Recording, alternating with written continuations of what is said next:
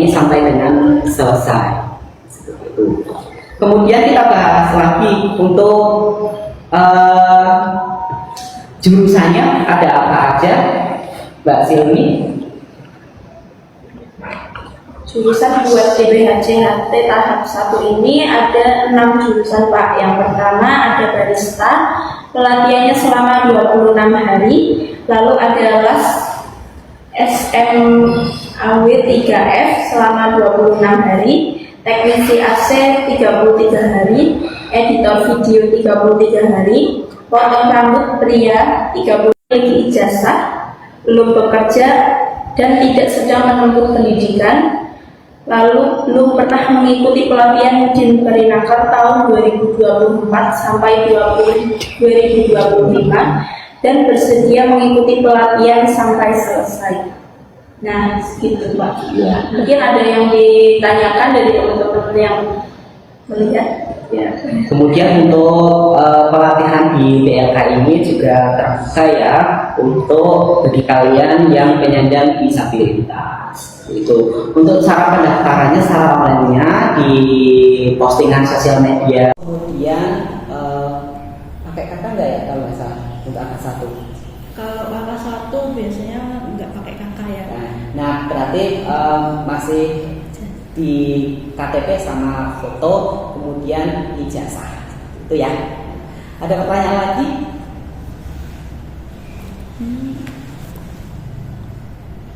Masih dengan pertanyaan yang sama. Ini dari Ya silakan.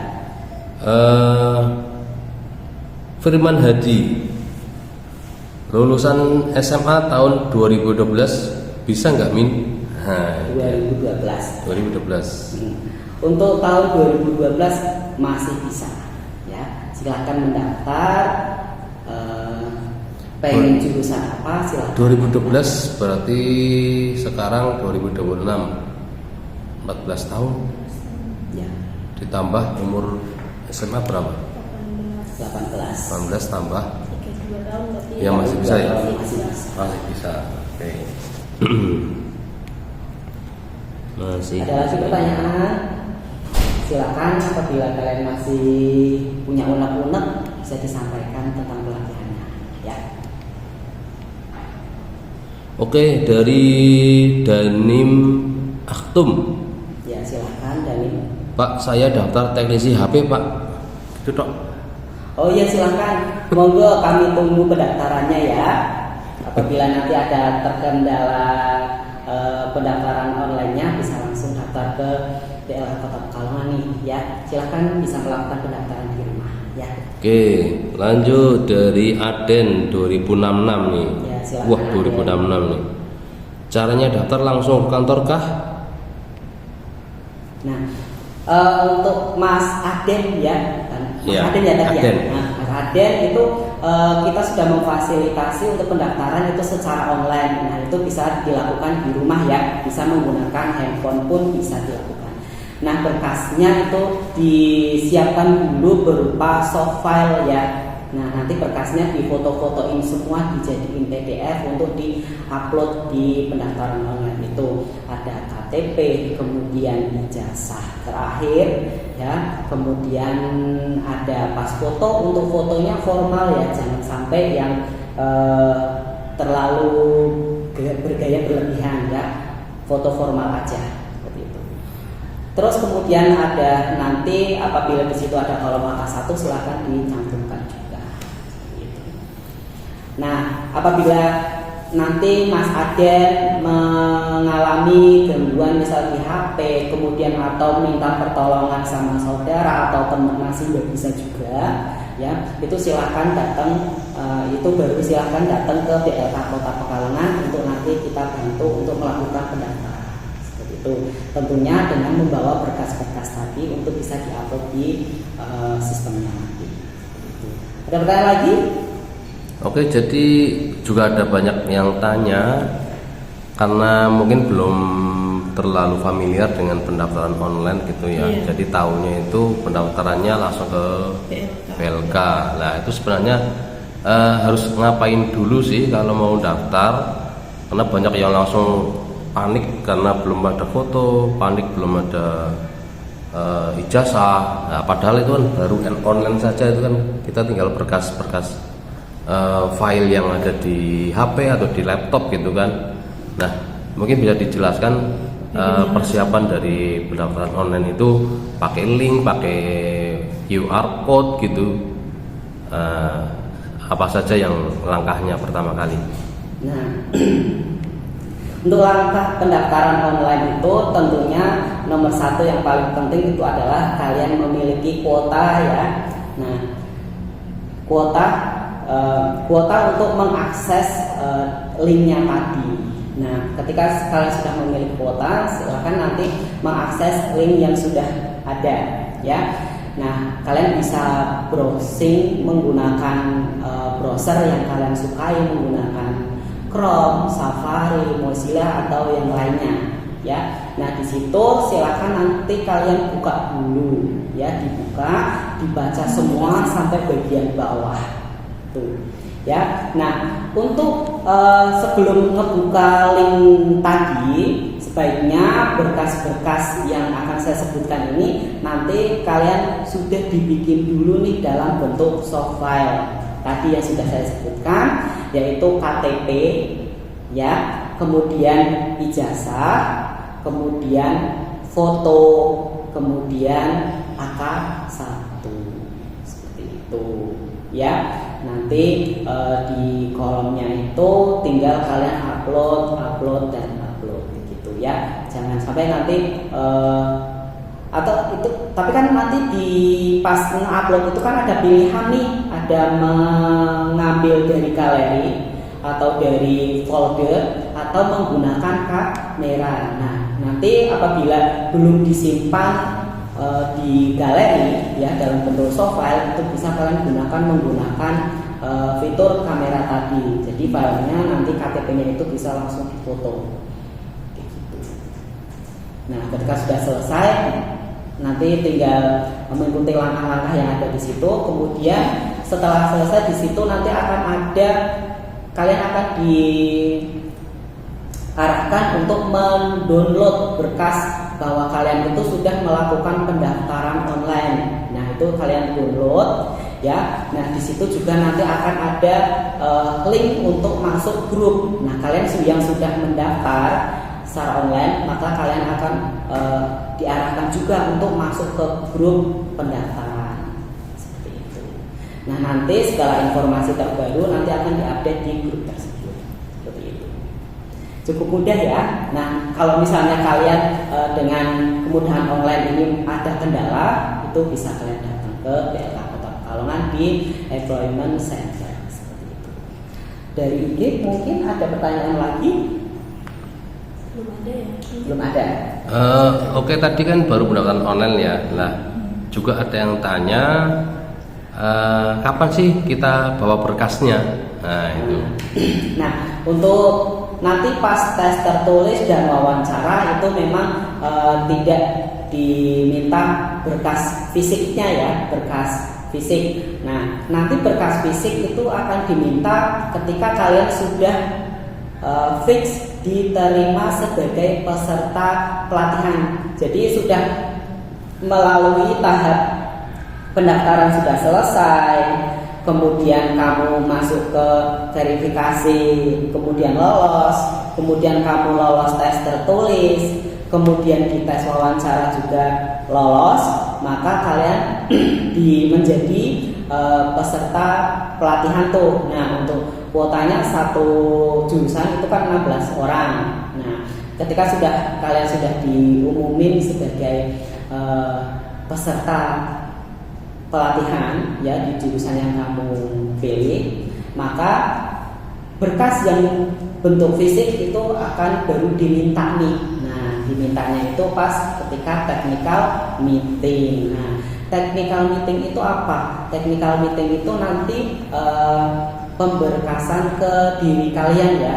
Nanti informasi-informasi atau aturan-aturan akan diberitahukan kepada kalian di technical meeting itu. Nah, acaranya itu akan dimulai pada jam 9 sampai dengan selesai. Di situ akan dikasih tahu nanti selama pembelajaran itu seperti apa setiap harinya ya, dari pagi, kemudian siangnya nanti ngapain, kemudian sore pulangnya itu jam berapa, kemudian ada kegiatan-kegiatan apa di dalamnya, itu nanti akan dikasih tahukan di technical meeting. Kemudian peraturan-peraturan itu juga nanti akan diberikan ketika technical meeting. Seperti itu. Ada pertanyaan lagi dari TikTok? Ada pertanyaan? Belum ada. Belum ada. Oh, ini ada pertanyaan lagi, Pak. Ya. Itu kan nanti ada UJK, dapat sertifikatnya dari mana saja, dan apakah UJK itu nanti berbayar? Nah, untuk UJK itu nanti sertifikatnya itu akan didapat dari LSP ya. Untuk LSP-nya nanti kita sudah kerjasama dengan LSP Surabaya ya. Nah, untuk UJK ini sudah include dengan pelatihan ya, jadi tidak berbayar. Nah, untuk sertifikat dari UJK ini nanti diserahkannya itu berbeda waktunya. Nah, kalau di sertifikat dari DLK itu diserahkan ketika penutupan pelatihan. Nah, untuk sertifikat UJK ini akan diberikan ketika sertifikat ini sudah jadi nih, kalian sudah mengikuti UJK-nya, kemudian lulus. Nah, itu akan diproses dari LSP Surabaya. Nah, prosesnya itu paling lama itu 3 bulan. Nah, kalau paling cepat biasanya sebulan atau sebulan setengah. Nah, di waktu itu, di kurun waktu 3 bulan itu nanti akan dihubungi lagi di grupnya kejuruan kalian bahwa sertifikat UJK ini sudah jadi. Nah, nanti silakan bisa diambil. Nah, diambilnya di mana itu nanti akan diinfokan di grup. Seperti itu. Ada lagi nih, Pak. Ya, Bertanya. Apabila nanti sudah diterima pelatihan, tapi tiba-tiba di tengah jalan ada kepentingan di keluarga ataupun kepentingan lainnya, itu bisa izin atau enggak, Pak? Ya, untuk kepentingan-kepentingan di keluarga itu bisa melakukan izin. Nah, tapi bisa dipertimbangkan lagi ya. Nah, keperluannya itu apa? Mungkin kalau misal nih anaknya sakit, tidak ada yang ngejagain, silahkan boleh izin kayak gitu. Tapi dengan catatan bisa mengejar keterlambatan pembelajarannya ya. Mungkin ada PR atau apa, itu bisa dikejar sendiri nanti. Ya, repotnya juga nanti kalian yang rasain sendiri gitu. Nah, atau ada saudaranya menikah. Nah, saudara itu kan banyak ya, ada saudara dekat, ada saudara jauh. Nah, acaranya malam atau pagi. Kalau misalnya pagi itu ya silahkan boleh izin. Tapi kalau acaranya malam ya sebaiknya kalian ikutin aja di BLK-nya. Jadi dua-duanya dapat ya, pembelajaran kamu dapat, acara sama keluarganya juga dapat. Seperti itu. Pokoknya semaksimal mungkin ya. Ya, semaksimal mungkin kalian untuk bisa mengikuti pelatihan sampai selesai tanpa ada utusan gitu. Jadi nanti bisa dipertimbangkan, karena kalau kalian tidak hadir 1 hari atau beberapa hari maka akan ketinggalan materi-materi banyak nih ya. Jadi kalian harus bisa ngejarnya kayak gitu. Nah, materi-materi ini juga nanti akan keluar di UJK. Nah, sayang kan kalau misalnya kalian terlambat nggak bisa ngejar itu, nanti berpengaruh juga di UJK-nya. Kalian tidak bisa melakukan UJK dengan baik. Akhirnya hal yang buruk bisa terjadi ya, yang tidak diinginkan seperti itu. Ya, ada pertanyaan lagi? Lagi dari TikTok mungkin. TikTok, YouTube, IG. Kebanyakan pertanyaan-pertanyaan yang diulang sih ya, karena mungkin tidak mengikuti dari awal gitu ya. Pertanyaannya sama, dapat makan dan snack gitu ya Pak? Ya. Dan berapa kali? Nah, untuk pertanyaan-pertanyaan yang sama, nanti rekaman dari live hari ini itu nanti akan kita posting ya di YouTube maupun di sosial media yang lain ya. Nah, nanti bisa kalian simak lagi nih dari pembahasan-pembahasan hari ini. Ya kan nanti ada itunya apa? Hasil akhirnya. Ulang. Ada pertanyaan lagi? atau sudah cukup?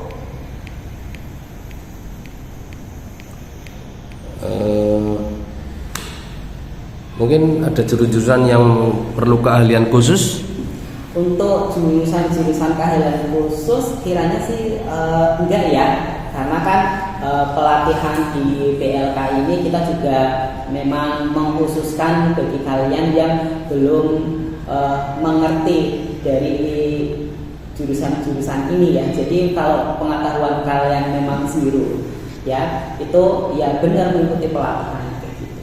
Nah, kalau kalian misalnya sudah dapat nih pembelajaran yang jurusan yang kalian pilih, itu biasanya sih anak tersebut juga nggak akan memilih jurusan tersebut ya.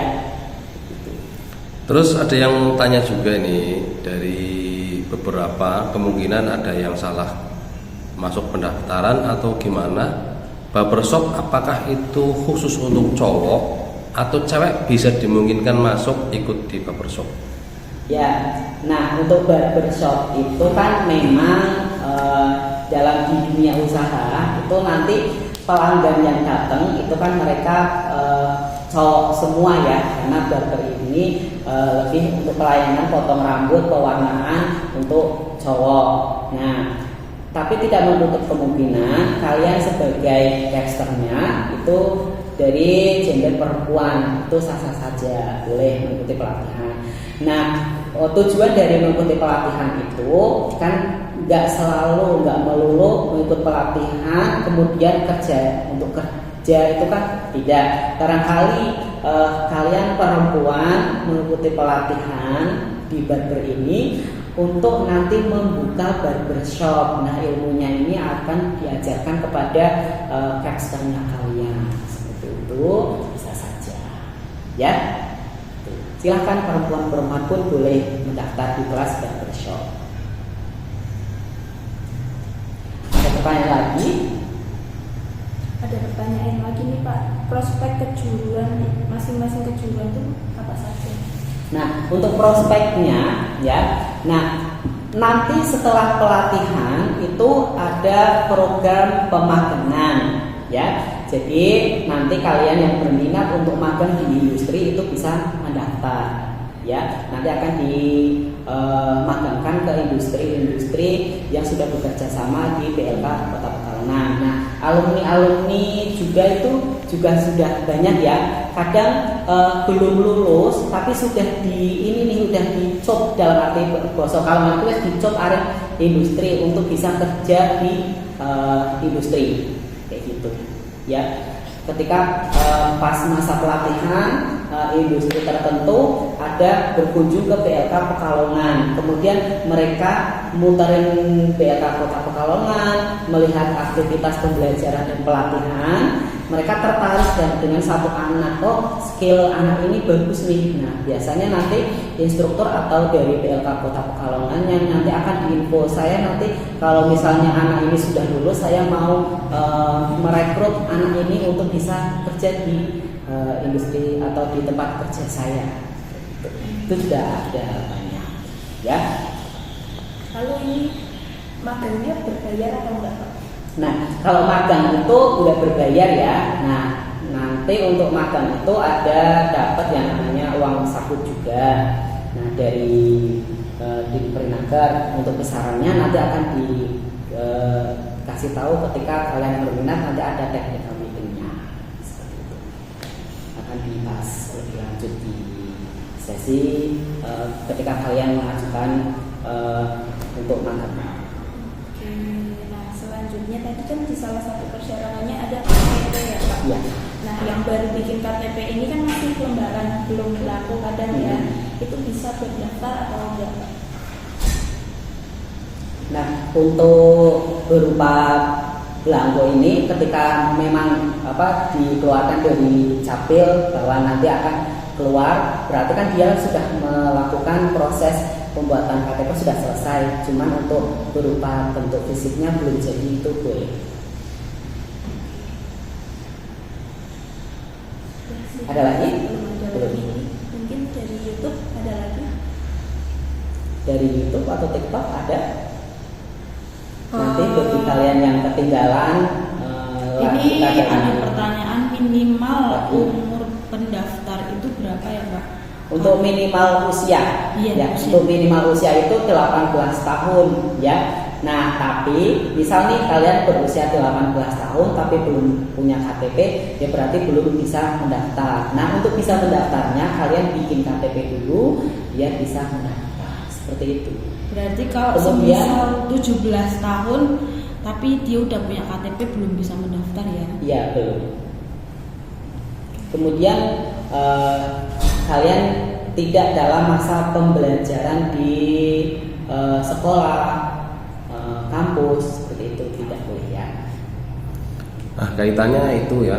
Jadi kemarin ada yang tanya, Pak, saya lagi prakerin, ini kan berarti tidak di sekolah, bisa nggak ikut pelatihan? Karena secara waktu kan kosong, sebenarnya prakerin tidak terlalu sibuk. Nah, ada juga yang dalam masa menunggu. Iya, menunggu wisuda atau menunggu Itu juga banyak yang tanya. Nah, untuk menunggu wisuda kelulusan, kemudian lagi dalam masa prakerin, ya, walaupun kalian itu memiliki waktu luang, itu masih ada keterikatan dengan sekolah maupun kampus tersebut, dan kegiatan-kegiatannya juga bisa saja nanti ada kegiatan-kegiatan lain dan itu akan mengganggu aktivitas di BLK juga, ya. Nah, jadi ketika masih ada keterikatan seperti itu tidak diperkenankan untuk mendaftar seperti itu, ya. Lebih baik tunggu aja ketika sudah benar-benar wisuda dan lulus baru mendaftar seperti itu. Kemudian bagi yang prakerin silakan selesaikan sekolahnya dulu baru nanti bisa mendaftar. Nah, nggak usah takut nanti nggak bisa mengikuti pelatihan di BLK ya, karena setiap tahunnya di BLK Kota Pekalongan itu membuka pelatihan-pelatihan. Ya, ada pertanyaan lagi. Sampai saat ini ada berapa pendaftar di tiap kejuruannya?